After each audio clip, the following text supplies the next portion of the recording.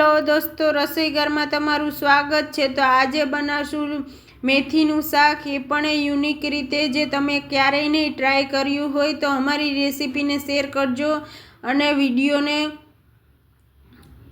Like કરવાનું ભૂલશો નહીં અને ચેનલને સબસ્ક્રાઈબ કરજો, કેમ કે આ રેસીપી એકદમ યુનિક છે। જે તમે બનાવશો તો 4ની જગ્યાએ 5 રોટલી ખાઈ જશો તેની ગેરંટી। તો આ માટે પહેલાં મેથીને સમારી લેવાની છે। અમે અહીંયા મેથીને 200 ગ્રામ મેથી લીધી છે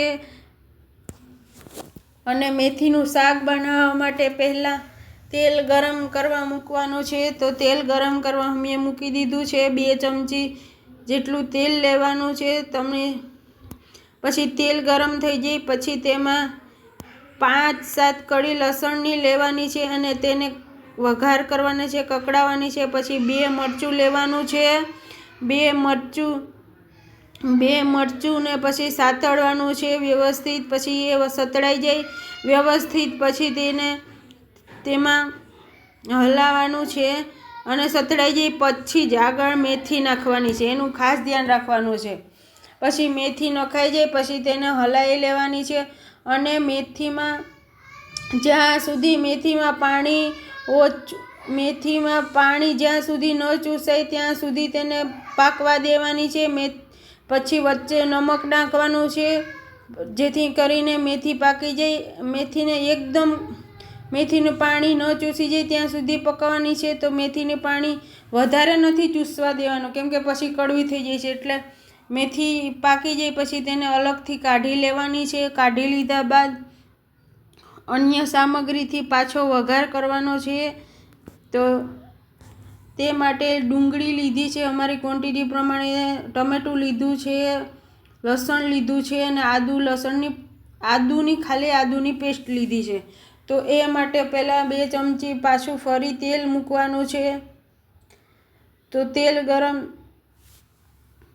થઈ જાય પછી તેમાં લસણની જે કળી હતી એ નાખવાની છે અને લસણની કળીને એકદમ સાતળવા દેવાની છે જ્યાં સુધી તે બ્રાઉન કલરની ન થઈ જાય। પછી તેમાં મરચું નાખવાનું છે। પછી મરચું નાખ્યા બાદ બ્રાઉન કલરનું થાય નહીં લસણ ત્યાં સુધી પાકવા દેવાનું છે। તો બ્રાઉન કલરનું લસણ થઈ ગયું છે પછી લસણ વઘારાઈ જાય પછી લસણમાં જે આગળ તમને જણાવેલા આદુની પેસ્ટ નાખવાની છે, એ પણ ખાસ ધ્યાન રાખવાનું છે। આદુની પેસ્ટ નખાઈ જાય પછી તેને હલાવી લેવાનું છે। પછી હિંગ નાખવાની છે, હિંગ નખાઈ જાય પછી તેમાં ડુંગળી નાખવાની છે, ડુંગળીને પછી હલાવી લેવાની છે। ડુંગળીને જ્યાં સુધી ડુંગળી ન પાકી જાય ત્યાં સુધી તેને પકાવવાની છે અને પછી ડુંગળી બ્રાઉન કલરની થઈ જાય પછી જ આગળ જે ઉમેરવાના મસાલા છે તે ઉમેરીશું। તો ડુંગળી બ્રાઉન કલરની થઈ ગઈ છે પછી તેમાં ટમેટું નાખશું। તો ડુંગળી બ્રાઉન કલરની થઈ ગઈ, હવે ટમેટું નાખી દીધું છે। ટમેટું નાખી દીધું બાદ પછી તેને હલાવી લેવાનું છે। હલાવી લીધા બાદ પછી તેમાં મસાલા એડ કરવાના આવશે।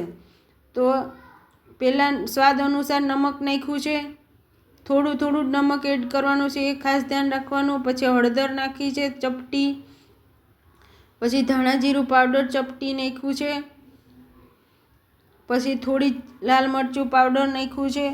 પછી એ બધાને મિક્સ કરાવી લેવાનું છે। પછી વચ્ચે હલાવી લેવાનું છે અને હલાવીને પછી જ્યાં સુધી ટમેટાં સોફ્ટ ન થઈ જાય ત્યાં સુધી તેને પકાવવાનું છે। તો સાઈડમાં ટમેટાં સોફ્ટ થવા માટે મૂકી દીધા છે અને બીજી બાજુ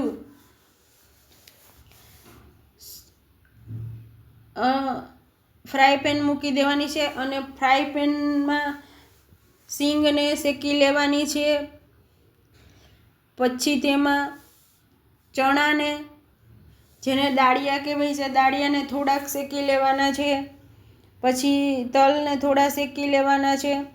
પછી જ્યાં સુધી આ શેકાઈ ન જાય હળવા ત્યાં સુધી તેને હલાવતું રહેવાનું છે અને પછી તે પાકી જાય પછી તેનું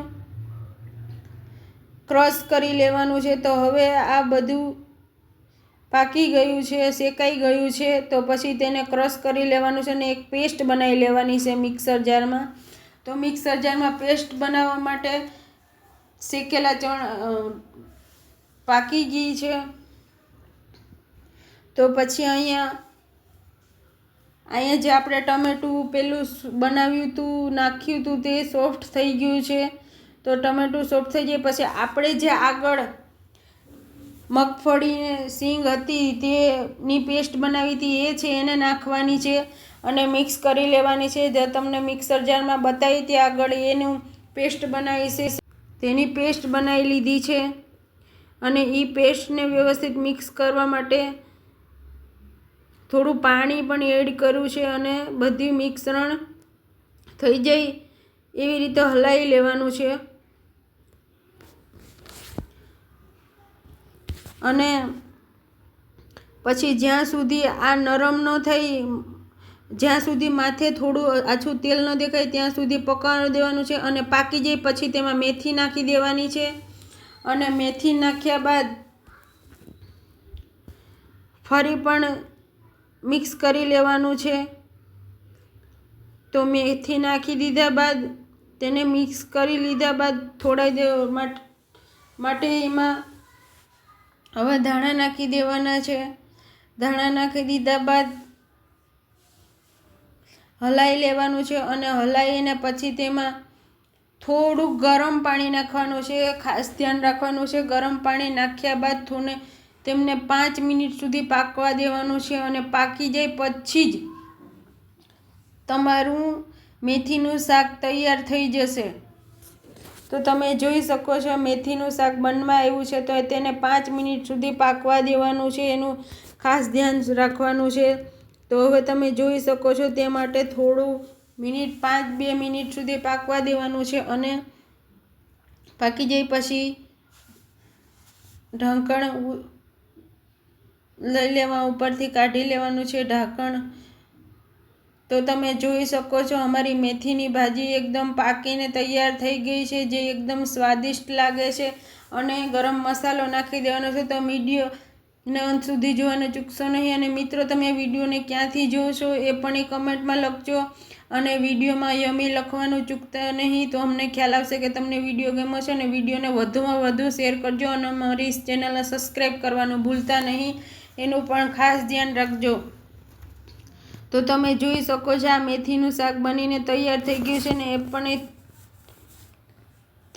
ફટાફટ બનીને તૈયાર થઈ જશે. તેમાં કોઈ ઝંઝટ નહીં કરવી પડે. અને તમે તમારા ઘરે આવી રીતે મેથીનું શાક બનાવીને પરિવારને ખવડાવી શકો છો. તો આ વિડીયોને વધુમાં વધુ શેર કરજો અને વિડીયો કેવો લાગ્યો એ પણ જણાવજો. તો મિત્રો, મેથીનું શાક એકદમ સરસ બનીને તૈયાર થઈ ગયું છે. જો તમે આ રેસીપીને અંત સુધી જોશો તો તમને ખ્યાલ આવશે. અને વિડીયોને શેર કરજો. ધન્યવાદ.